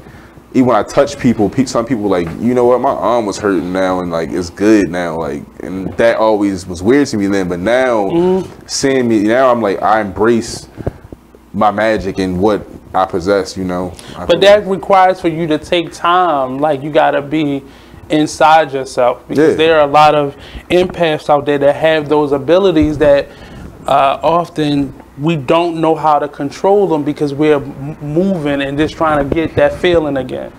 So you got to like take some time and learn how to like do some self-care, because then you're giving that energy out and you're not. And I think that's a part of my inspiration too, having my me time. And you know, I feel like I'm an advocate for meditation. And like if it wasn't for meditation, I think like meditation saved my life a lot of times. And just having that moment of silence and tranquility and peace to yourself, you're able to reflect on who you really are, what your real purpose is, and you know, then go out into the world and face anything. So what do you feel like your purpose is? Love. I feel like love is my superpower, and I feel like it was always my superpower since I was younger. And maybe I saw it as a weakness when I was younger. Like I was always a child who would cry a lot. Well, Baltimore does that too. Yeah, like I feel like I always had this tough. You have to have a tough exterior to like matter here, or you know, you had to be a kill male somebody here at like 9. Yeah, or like you know, I wasn't the type. I couldn't let my pants sag. I wasn't a tough guy. You know, I had family was like, I had like my cousin street, but I was never street, and you know, I got bullied a lot through that, but. Now I'm okay with it. I know today's the same people who would bully me back then are now like, oh, let me get a shirt now that has love on it, what you represent. So it's like, that's funny because a lot of people I bullied that want to buy my jewelry. So does that? You probably still bullying. You probably still bullying people to buy your jewelry. I don't. I really don't. Like they have to be like, come on, like I'm trying to. Pay I hire you to bully people to buy my stuff. I didn't bully people. I just think because I was weird, people thought they could try me. Looking for you? Whatever. They felt like they could try me. So I just got good at joking people, and I'm really quick with it. I could just go back and forth, and then you'll realize that you just go walk away because you can't keep up. But I wasn't a natural bully. I bullied bullies, if you can understand that. Okay, so you was the top bully. I wasn't the top bully. They were bullies, everybody brought you their lunch. I bullied them. The bullies brought you the lunch. No, I kind of helped people from getting bullied. Okay. So I would bully the people that was always, like if I saw you bullying somebody, I would just go after you. So you would leave that person alone, and I would become the target. But then you couldn't really keep up with me because I know how to talk about your mom and such. So we're going to take a quick commercial break. We'll be right back here on the Artist Exchange Radio Show, only on Be Exposed Radio Show with Mr. Ashley Huff. One more, be more, y'all.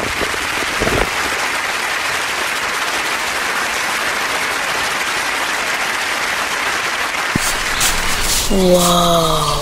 The moment my son saw a redwood tree. It's huge! Is the moment I knew that for him, you can't even see the top of that thing. Even the sky has no limit. There are some moments only the forest can inspire. Find yours at discovertheforest.org. Learn about forests near you and discover cool things to do when you go.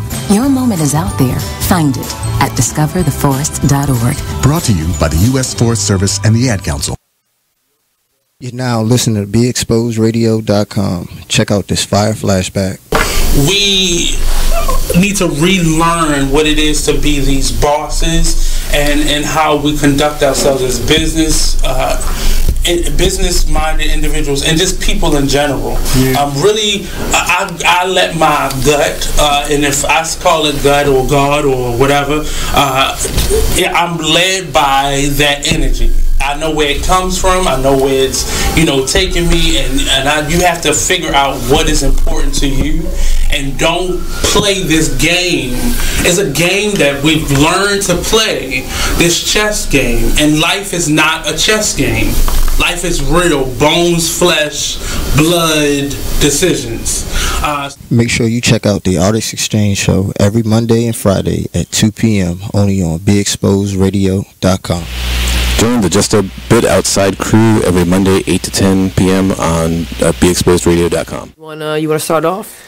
I think I'll get it out of the way on a who's not. Okay, do it. The Orioles. Right. They got swept by the Royals. They lost 4 in a row, and the last 5 games have all been decided by 1 run. You are listening to BeExposedRadio.com.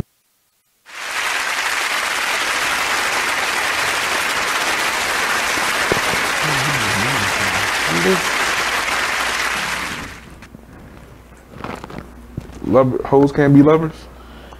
I mean, they ultimate hoes are looking for love. It's just like they keep scratching that itch, and it's like getting that one good fix, and then now you addicted. So now I'm searching for that one thing that first one gave me, and that's how you become a hoe.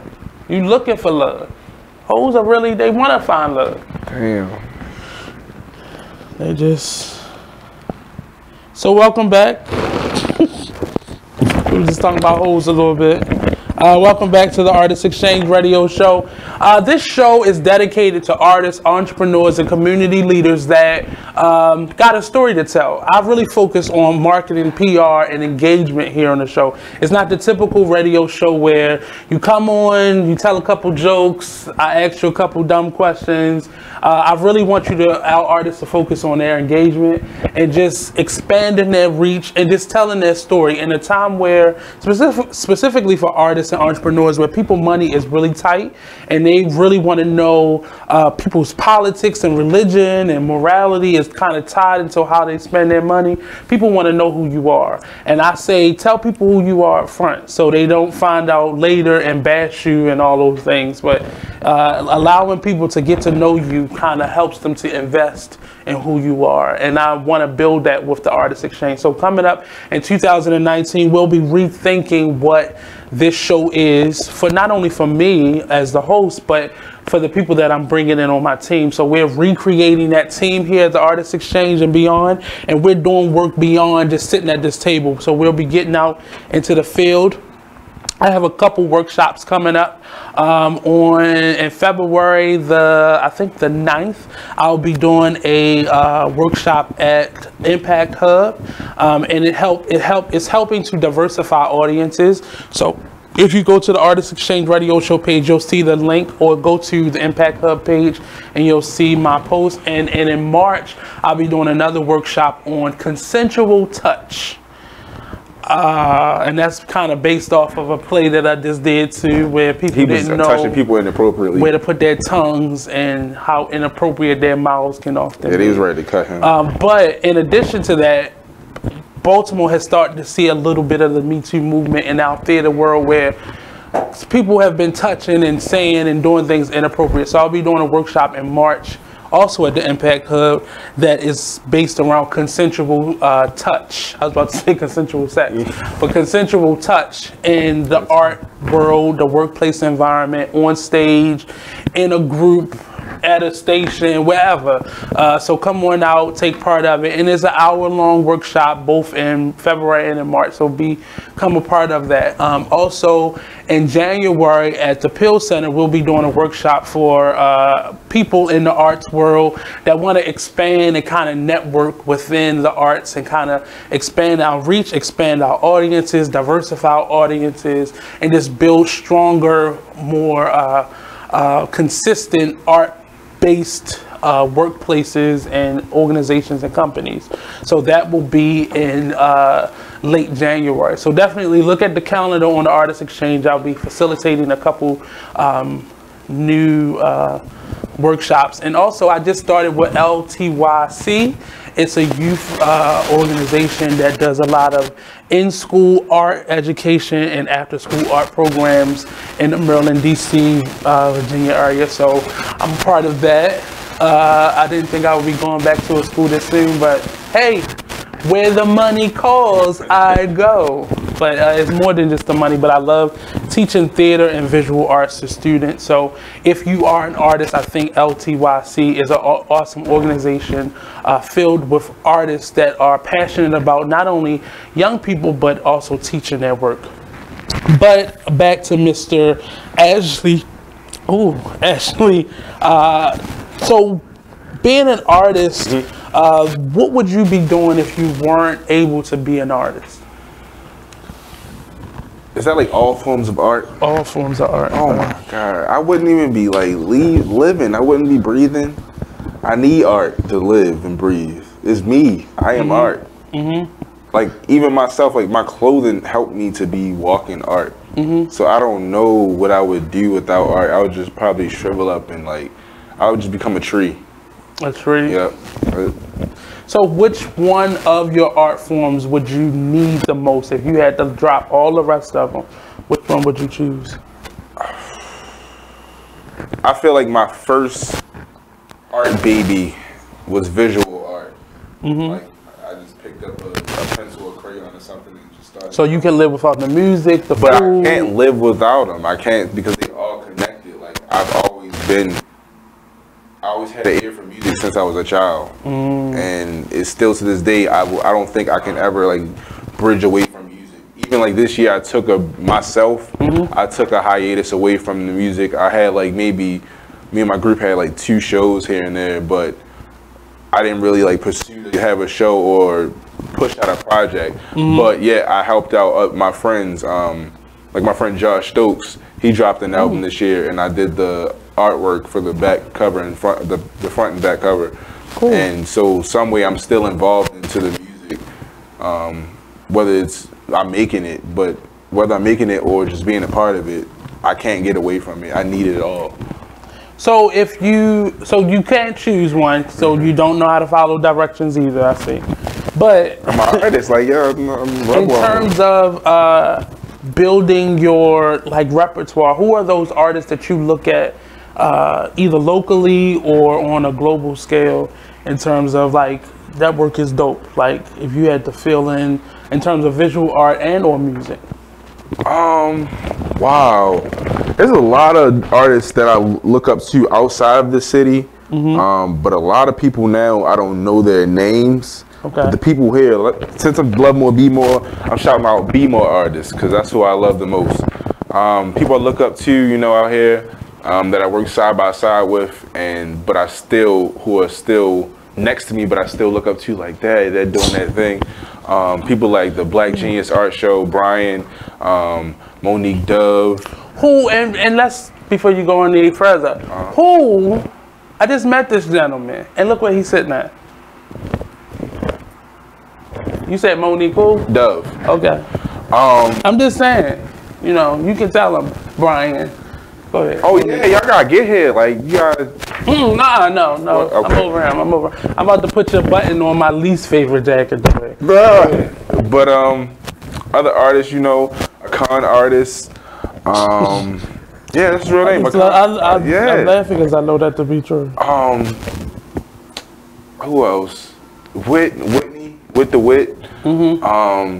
I keep seeing her name everywhere, and I've yet to meet this young lady. Oh yeah, her art is amazing. And I remember like I saw a couple of her pieces in like galleries, and I was like, this reminds me of my stuff.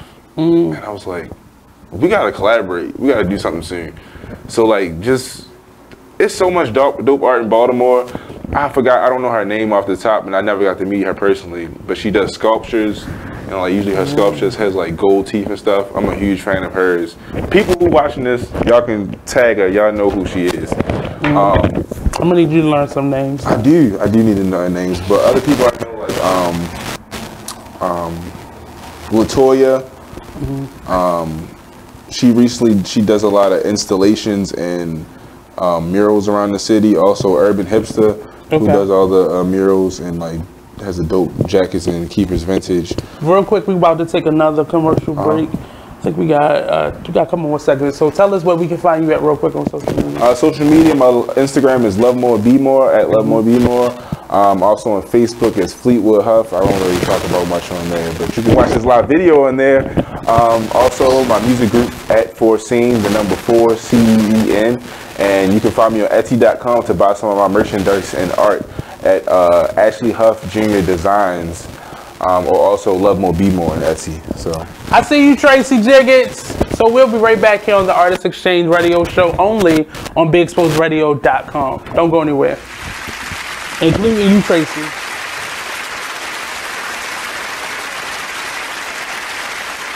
Hi, I'm LeVar Burton, and I'm proud to be a book person. How do I choose a book? Sometimes it's the cover, sometimes it's the title. I guess I'm pretty visual. If a book's really impressing me and the writing is really good, I will peek and see what the last paragraph is. Because the endings of books should rock you. I am a book person, and if you're a book person too, read to a child and spark a lifetime of ambition. Join me at bookpeopleunite.org because reading is fundamental. A public service announcement brought to you by Reading is Fundamental, Library of Congress, and the Ad Council.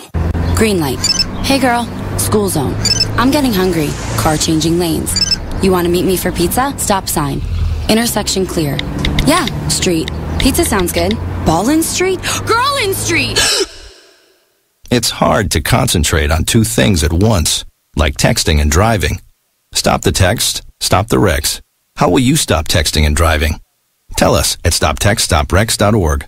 Brought to you by the National Highway Traffic Safety Administration and the Ad Council. It is what it is. Radio show. Go ahead. All right, listen. All right, say situation. Cause I keep telling y'all, it's different situations in the child support thing. You can't just pinpoint one thing. You can't just say, "Oh, here did be. That's why you're on child support. Oh, he this. That's why you're on child support. Oh, she this. That's why she on child support."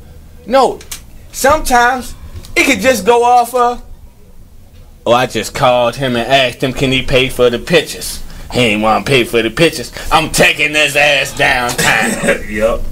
Well, you got to know. Know who you dating. Hold up. I just called her and asked, could she just get. You are listening to BeExposedRadio.com.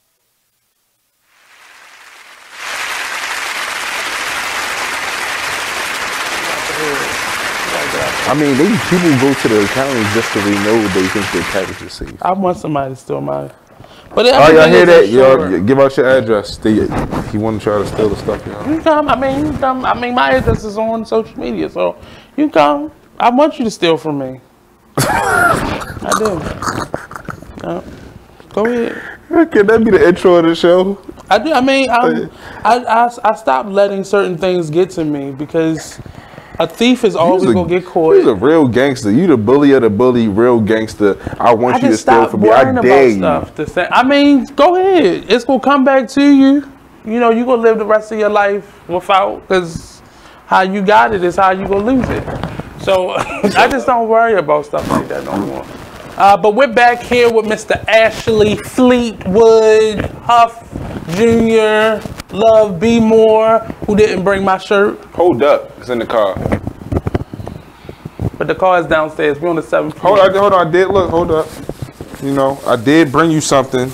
Speaking of, I didn't come empty-handed. I wanted to give you a golden Love More Be More poster. It's like a golden ticket that from Willy Wonka. You get to come back to the Love More Be More factory. Whatever. And you know, just to show you my appreciation for allowing me to be on this show and this platform for artists like myself. That's cool. Promoting. So I'm gonna put it in my office. Yeah. So you've registered the logo. You've registered the name. Yep. So you can't steal it. You got the domain. Yep. Now I'm just telling you. That was one of my biggest mistakes when I first got the Artist Exchange. I was like, websites wasn't really like, only like big places like Walmart and stuff like that had websites. Mm-hmm. And I was like, so 5 years ago when I first got the radio show, I was like, I need a website. And I went on there like, I'm gonna go to GoDaddy to get my website. It was at that time it was $11,989. Because the more you put it out there on social media, and if you don't buy it, the more of a commodity that is in. And I had a couple words in my website name that are like popular names. So when I first got it, it was 99 cents, and it went up to 11,000 and some odd dollars. So somebody can just snatch it up if you don't get it. That's Even true. if you don't use it. I know of people who have saw other groups in Baltimore lacking, and then on some hater stuff like, oh, I'm gonna go buy that domain name. I did it once. That's some hater stuff. Yes, it was a station that was hating on us, and I went and bought that domain. See, that's petty. But you know better than them. You like, you knew better, you do better. You know, it's business. Stay ready so you ain't gotta get ready. That's how Trump is president. So speaking of Trump, how is like this new atmosphere that we're living in such a racial climate? How is that inspiring your artwork? I would say I've felt like I wanted to put it in more. Put like those visuals in my artwork more. I think it has changed my work actually. I feel like my artwork has become more more black, more, you know, spiritual and indigenous. No, I feel like I put myself or my ancestors in my pieces. So I've had pieces where, you know, somebody's wearing a headdress or somebody's, you know, wearing a African neck brace or piece or face paint and things like that, become more tribal and indigenous. Is that how you inspire your outfits or how you carry yourself? I feel like yeah. Hey, did you just think of that just now? I can't. No, I feel like it gravitates towards me. It's in my soul, and it just like just magnetizes it. So I mean, you said you weren't always this comfortable and confident, but when did that happen? I feel like that happened. I've grown a lot more. People start wearing skinny jeans? No. I feel like I've always been a trendsetter. Like in high school, I was that person wearing V-necks before everybody else. I got tees before everybody else. Anybody else from Mervo watching this video? You went to Mervo? Yes, and they teased me. They called me Super V for like a month. Super V. For a V-neck? Yeah. It's, you know what, and at some point I want to do something like some type of art show surrounding like toxic masculinity, because it's such a thing. Because I was overhearing a conversation on how gay V-necks are and real men don't wear V, and it's the weirdest thing in my mind because a lot of that culture, and this is a controversial statement, stems from insecurities in black women. And then it gets put onto black men, and then we perpetuate it and become like indoctrinated into like the belief system of what is and it it's to be a male real man. pride too. I feel like it's a lot stemmed in insecurities and things like that, and like people don't deal with their issues. So in order to somewhat deal with that issues, they make you feel bad about it. This man was I was on a Mark Twain a couple weeks ago, and he was putting on chapstick, and we were sitting in a back. I was not with this ghetto lady. I'm not saying that, but it was his aunt, y'all. It wasn't. I don't even know that lady. I really don't. I think she's dumb, and I think the look that I gave her let her know that she was being dumb. And she saw the man putting on his chapstick, and she was like, "That's some gay shit." And in my mind, I'm sitting there like, you have, obviously there was a young male with her, and I'm like, oh, his whole life is gonna be this. Yeah. Like, he gonna have to move out of the country to get outside of that stupidity. Like, are those things that you had to like grow out of or grow from, or were you faced with it? Or yeah, like growing up, like my name is Ashley, so off the rip, people be like, "Yo, you gay?" Well, people know and that. I'm like, "Yo, I didn't give myself my name, so what are you talking about?" Well, like, that's a unisex name. All right, but it took confidence, and it took me researching that, and now I would drop facts on it, like, "Yo, it was a male name before a female, and it derives from the ash tree, which is my own special meaning because I love trees, and I feel like myself is a tree, so I have way more like strength." And they looked at you like in my own name. Yeah, that's where I feel like I became more confident and comfortable in myself. Where whatever somebody else thinks or feels doesn't affect me. It takes a lot, you know. Growing up in Baltimore, you're often faced with stupidity. I went to Archbishop Curley, so I understand. Being the college kid. I'm being joked because I got a book bag going. Yeah, I got called nerd. Home, yeah. So I get that, but it was something in me that just I'm not like other children, and I just knew that. Even people I went to school with or people I just knew I wasn't.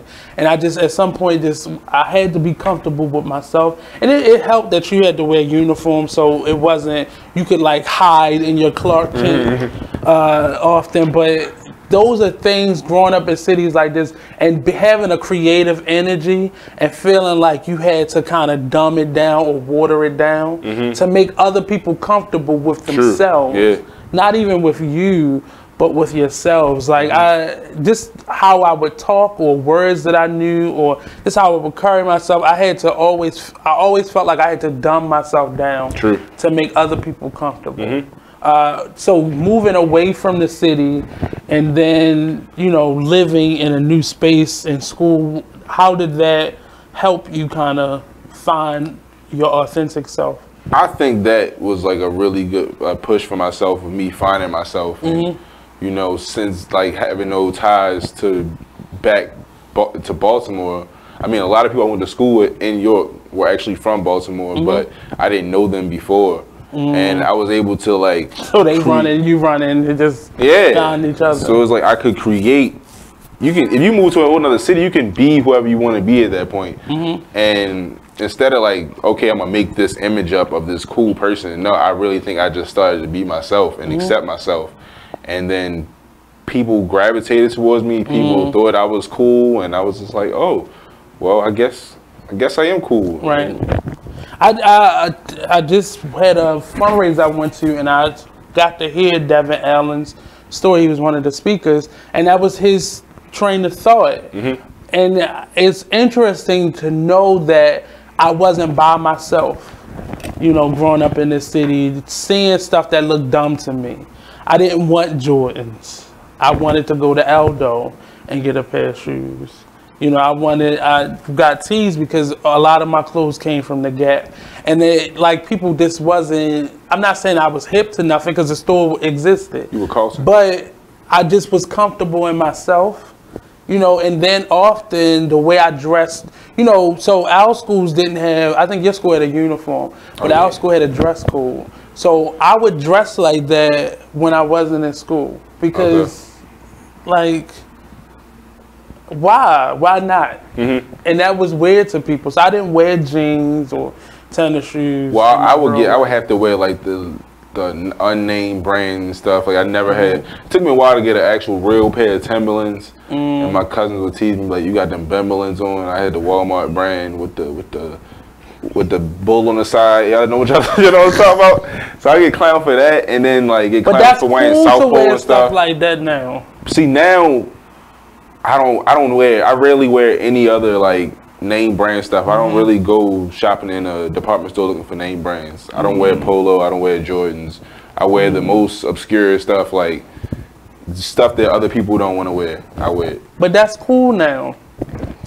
Like if Doc Martens I was mad that Doc Martens were cool now. When I saw people wearing like flavors or like certain things. I remember getting a mohawk and being teased in college. Like, not teased because I paid the fool. Whoever teased him. Right.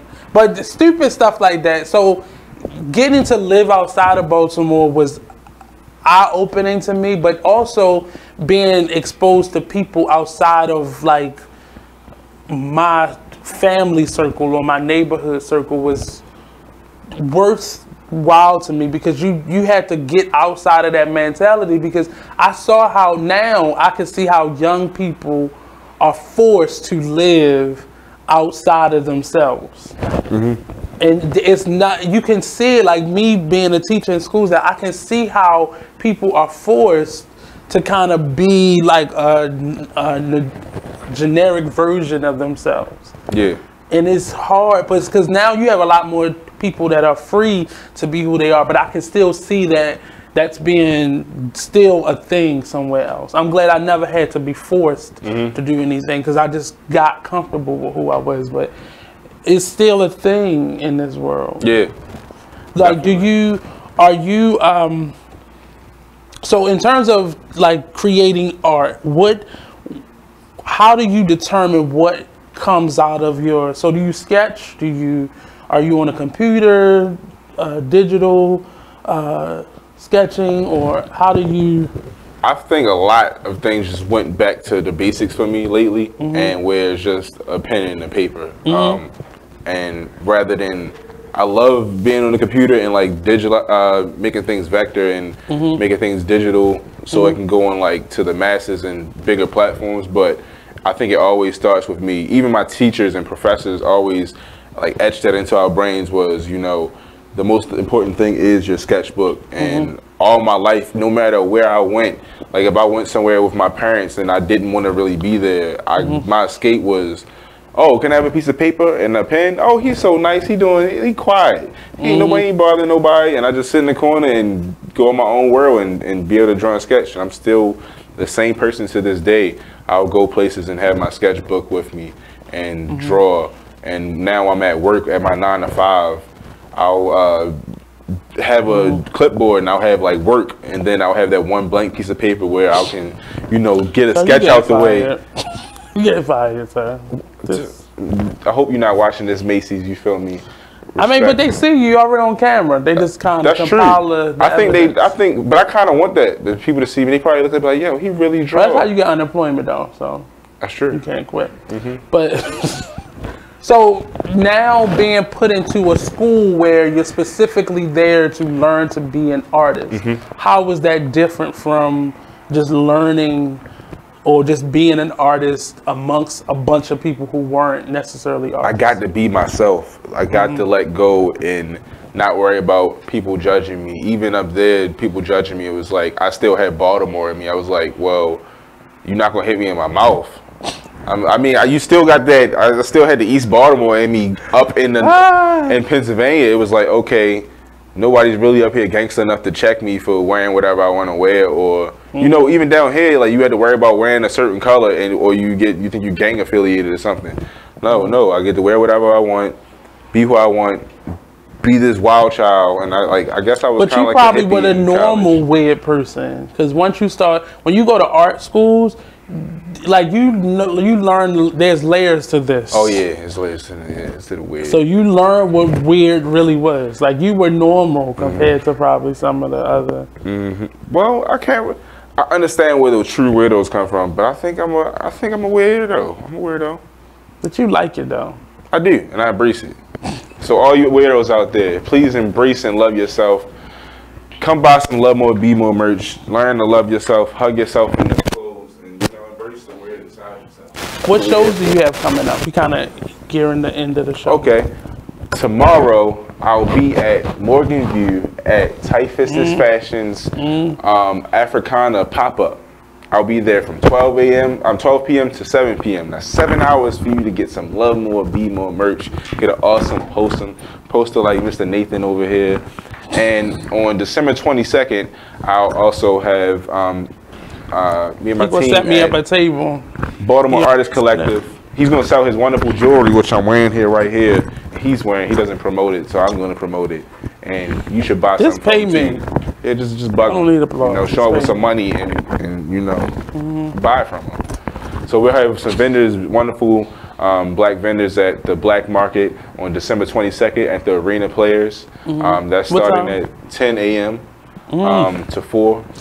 Oh, why y'all be so early with these vending events? Because you got to get the people out. The early bird gets the worm. Yeah, y'all don't want no worms then. Come out there. But tomorrow we let y'all sleep in a little bit. Come out at 12.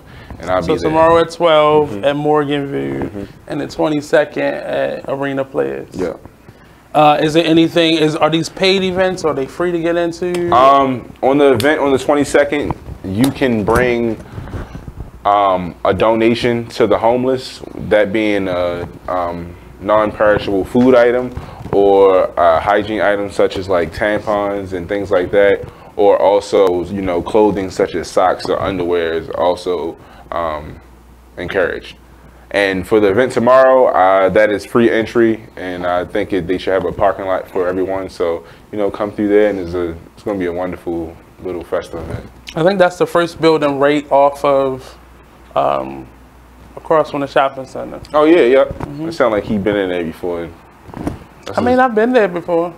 I never denied it. I just don't deal with people like that. Same reason you was itching. So, go ahead. I'm expecting to have some music out. So I was gonna drop a single today, but I got really busy. So I'll have a single coming out soon, and that'll be coming out on my SoundCloud. You can find me on SoundCloud as King Plus One. It's King, the plus sign. Why all the different names? What am I just gonna be? Ashley have like people Yeah, don't know that's who I am. branding. That's what branding means. Drake was Jimmy in the Degrassi, and everybody know his real name. So people want to know my real name. But what has has he been since? He's been Drake. Okay.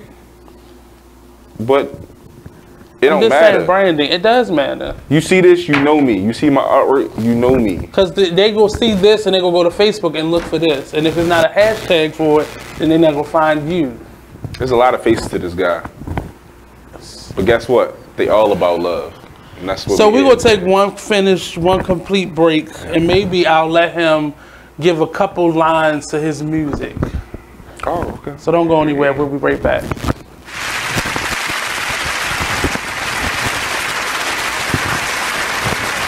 Exchange Radio Show every Friday 7 p.m. to 9 p.m. every Saturday 12 p.m. to 2 p.m. Real artists, real talk, real live on BeExposedRadio.com.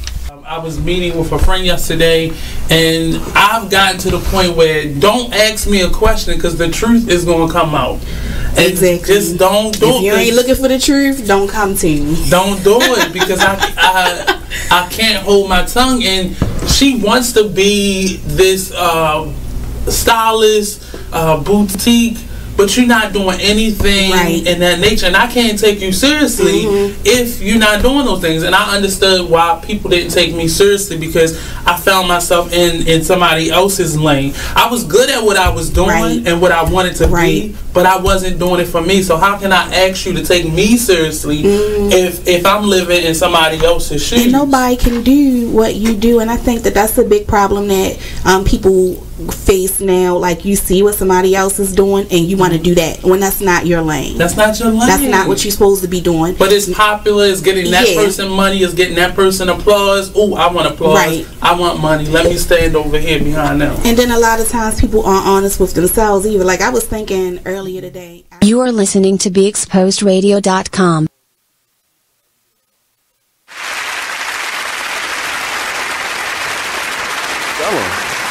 I gotta watch you wear my shirt. Yep. That's stunt. I take the shit back. It's a bully and he's coming back. It's not a bully. That's just real life. See, nah, that's that West Baltimore. That's that Copman in you. Keep telling people. Yep, I know. Martin Dahman. You the type to go to the mall with your bonnet on. I know. You the type to go with your bonnet on. You the type to go on stage with a B-rag on. What size shirt you wear? I mean, I don't know. I've gained a lot of weight this year. I've been eating a lot. What other designs do you have? Good. You have that design? No. Well, I have a couple of I these like black.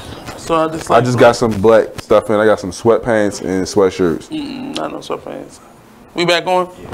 Welcome back. Welcome back. See, you like to trick me, make me look unprofessional, but I'm too smart for that.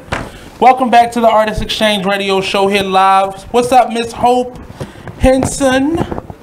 Ravenette Jackson. Hey, cuz. Miss Yolanda. What up, Pope? Anderson Pack was Breezy Love Joy. What does that mean? Is that like, I love you? See? No. She was saying like he has alter egos too. He has other names, see? So. Yeah, but in terms of business, branding. Slicky Woo Woo. It should be under the Love More, Be More brand. And then you can be AKA, but it should be a touch of this on all of those pages. Okay. So when I see your Instagram page, I should see this underneath your name. When I go to your Facebook page, I should see Love Be More, Be More as your nickname. It's called branding. On my Facebook page, you'll see I work at Love More, Be More. No, that's not enough, because that's not what people are looking for. They can't tag that. If I tag Love More, Be More on Facebook, it'll go to your page. Okay.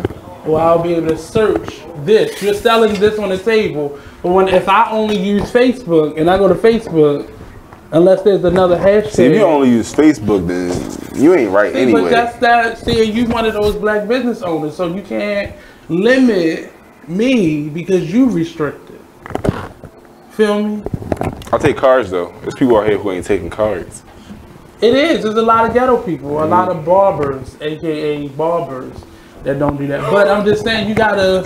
It's branding, so just put it, you know, as your nickname on Facebook. Okay. You can add it as your byline. But it's Facebook. I don't be wanting people to find. I do have a Love More Be More, a page on Facebook. Why don't you want people to find you? But it's Facebook. Because then jobs look for stuff like that. What? And then. But, and I tell people, the person who sits as the chairperson and CEO of Macy's where you work at, their wife, they not hiding what they do. That's true. And then you're paying for their wife to be able to do X, Y, Z and be able to go here and there and travel and go to New Orleans when she feel like it. But you hiding what you do from these people who he not hiding his business from you. That's true. He put Macy's on everything. I mean, I ain't hiding from nobody. I go to work with this on. Yeah, but you don't put it on your Facebook page. Because you're afraid they're going to find out that you're doing something with the money that you earned it from them. They don't care. You're right. So you hide in your brain until you get the courage to leave. See, you no. gotta start all over again. I'm infiltrating. I already infiltrated. People in my area have my stickers up.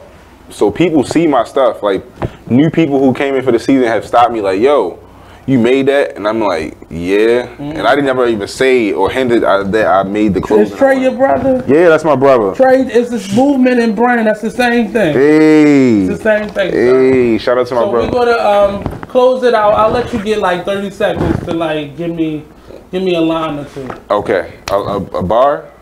I mean, if that's what you got. All right. Let me at him, let me at him. The king here to battle, solely scrapping with my shadow. Attacking, leaving rattle, while news porters prattle. Government claiming chattel more fearless than the battle with Africa. Breaking shackles, all we need is some black love.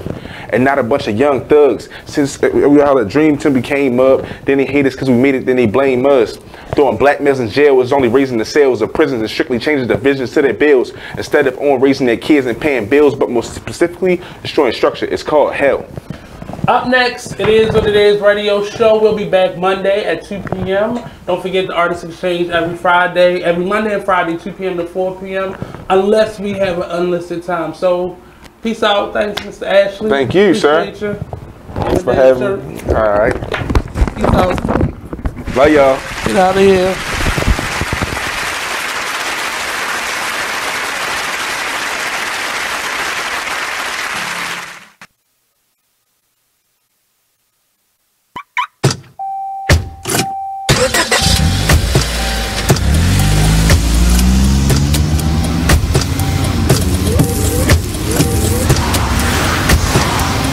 Driving has a rhythm all its own. Don't wreck it with a text. Before you get behind the wheel, silence your phone. Or better yet, designate a texter.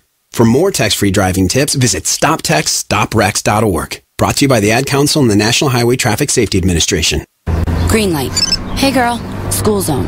I'm getting hungry. Car changing lanes. You want to meet me for pizza? Stop sign. Intersection clear. Yeah, street. Pizza sounds good. Ballin' Street? Girlin' Street!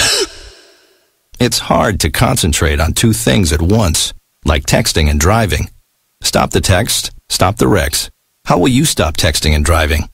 Tell us at stoptextstoprex.org. Brought to you by the National Highway Traffic Safety Administration and the Ad Council. We're rewarding you for something you already do, listening to us. It's Radio Loyalty, and it's an easy way for you to get free stuff. All you do is sign up. Go ahead and click the banner now. You'll earn points as you listen. Points you can trade in for great products and services in the Radio Loyalty store. You can earn even more points when you share your favorite station with friends on Facebook and Twitter. Radio Loyalty. It's free to sign up, so click the banner to join now. So, Jacqueline. Yes, Mom? I wanted to talk to you about something, and... Oh, wait. Hold on. I just got a text. Oh, there's another one. Wow. Busy me. So, anyway... Oh, wait, Mom. I just got a message. My friends keep commenting on my comment. Oh, there's another one.